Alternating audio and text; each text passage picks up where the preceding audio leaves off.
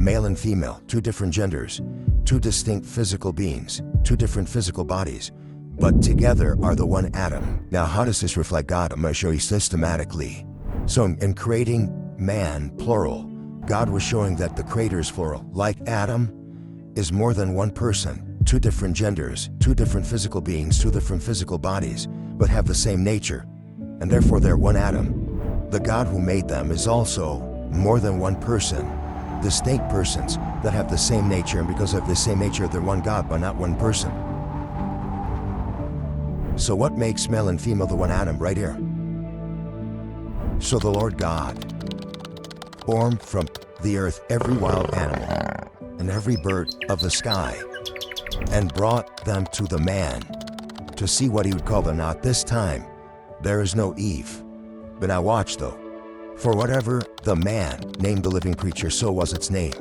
Therefore the man gave names to all cattle, and to the birds of the sky, and to every wild animal. But Adam found no perfect mate for himself. Therefore the Lord God caused a heavy sleep to fall upon the man. And he slept, and he took one of his ribs, and the Hebrew could also mean side, closed up the flesh in its place, and with the side or rib, which the Lord God had taken from the man, he made a woman. Now the woman comes, where did she come from? Did she come from the dust? No, Adam's rib. That means in a sense, she was always an Adam, right? That's why he's referring to them as them. And that's why she's called a woman, because you notice the part woman, there's a word man in there, right? Yep. And that's why she's called a woman, because you're going to see. And he brought her to the man. Then the man said, this now is bone of my bones. She's my bones. She's made of my bones. She's my flesh. She was taken from my flesh. And because she's my flesh and she's my bones, she shall be called woman, because she was taken out of the man. Woman means from the womb of man. That's why in a woman you have man in it, because to show that she originates from man. Now in the Hebrew, it says she'll be called Isha, because she came from Ish. In Hebrew, the word Ish means male or husband. Isha means female or wife. So in the Hebrew, if you look at, I'll show it to you, it says, she will be called Isha because she came out of Ish. But the key here is, therefore, man shall leave his father and his mother and shall cling to his wife. They shall be one flesh. Now what's beautiful about the word one? Echad.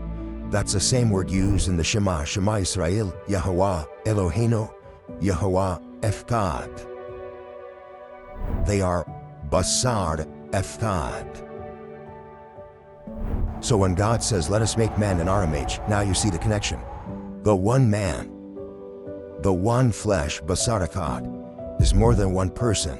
Two different physical bodies, two different physical genders, two different physical persons, but because they have the same nature, they are still one Adam. So the God who created Adam, plural, he himself is plural. That's why he says, let us. Because this one God is more than one person. Not the same person, but because of the same nature, they're the same God. That's the key. Adam is male and female. And together, they're the one flesh, the one Adam. See, notice? They're not two flesh, they're one. But we know that doesn't mean that two distinct flesh bodies don't exist.